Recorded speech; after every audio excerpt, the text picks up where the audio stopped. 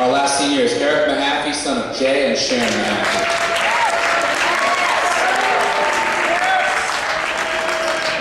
Eric has also been with the program for 4 years as well, and is all the way back through middle school. Eric, also affectionately known as the Furnace, is a huge asset to this program. He works hard all the time, often with little public reward. Eric makes and has made us a better team and program. He's one of the best shooters on the team and can really light it up from long range.